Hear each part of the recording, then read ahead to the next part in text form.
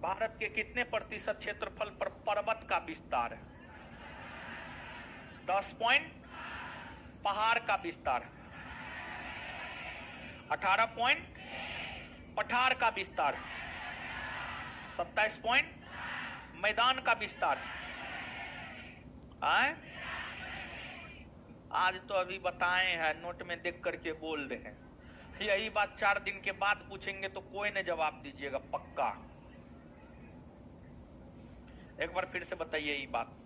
भारत के कुल कितने प्रतिशत भूभाग पर पर्वत का विस्तार,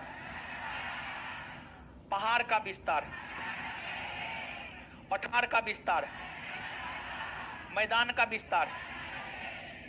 सामान्य तौर पर भारत को कितने भौतिक विभागों में बांटा जा सकता है? कितना? 6 ना? आगे, हिमालय पर्वत के उत्तर में क्या है? उत्तर में तिब्बत का, और दक्षिण में उत्तर भारत का विशाल हिमालय पर्वत भारत के कौन दिशा में है? उत्तर में ना? हिमालय पर्वत भारत के उत्तर में है और यह किधर से किधर फैली हुई है?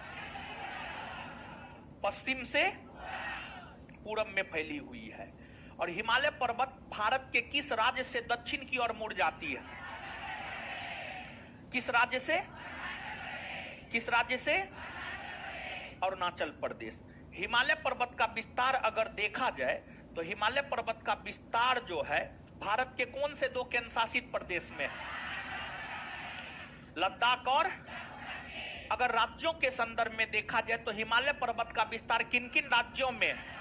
हिमाचल प्रदेश, उत्तराखंड, सिक्किम, पश्चिम बंगाल, अरुणाचल प्रदेश, असम, मेघालय, नागालैंड, मणिपुर, मिजोरम और त्रिपुरा। तो हिमालय पर्वत का विस्तार भारत के किन किन राज्यों में है?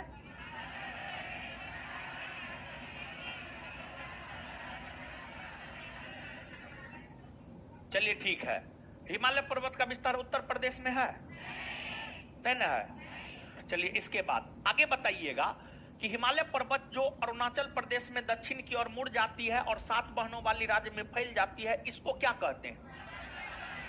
पूर्वांचल हिमालय। क्या कहते हैं? पूर्वांचल।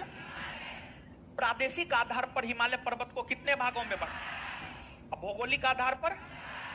भौगोलिक आधार पर 4 भागों में। चलिए ठीक है, इसके बाद आगे बताइएगा ट्रांस हिमालय को और किस किस नाम से जाना जाता? परा हिमालय और तिब्बती हिमालय। बृहद हिमालय को और किस किस नाम से जाना जाता? लघु हिमालय को और किस किस नाम से जाना जाता? शिवालिक को और किस किस नाम से जाना जाता? क्लियर है ये बात? चलिए ठीक है, इसके बाद ट्रांस हिमालय किसके बीच अवस्थित है? तिब्बत के पठार और बृहद हिमालय। बृहद हिमालय किसके किसके बीच अवस्थित? ट्रांस हिमालय और लघु हिमालय किसके किसके बीच अवस्थित?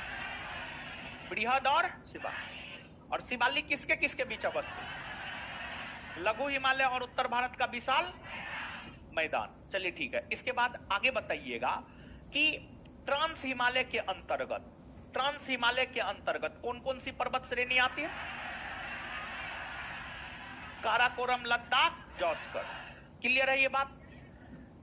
भारत की सबसे ऊंची पर्वत चोटी कौन है? भारत की सबसे ऊंची पर्वत केटू ना? और केटू की ऊंचाई 8611। वह किसके अंतर्गत आता? किसके अंतर्गत आता? अच्छा, इसके बाद आगे बताइएगा जो पीर पंजाल और धौलाधर पर्वत श्रेणी है वह किस हिमालय के अंतर्गत आता? किसके अंतर्गत आता?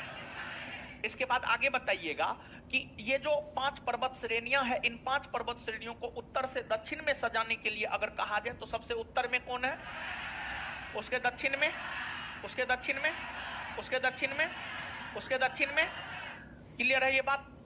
तो इन पर्वत श्रेणियों का उत्तर से दक्षिण में ये क्रम है। तो अब काराकोरम, लद्दाख और जॉस्कर कहां अवस्थित है? कहां अवस्थित है? लद्दाख में। अब पीर पंजाल कहां? जम्मू कश्मीर में। और धौलाधर कहां है? हिमाचल प्रदेश। समझ गए इसका? चलिए इससे आगे अगले क्लास में हम लोग देखेंगे। हल्ला मत कीजिए।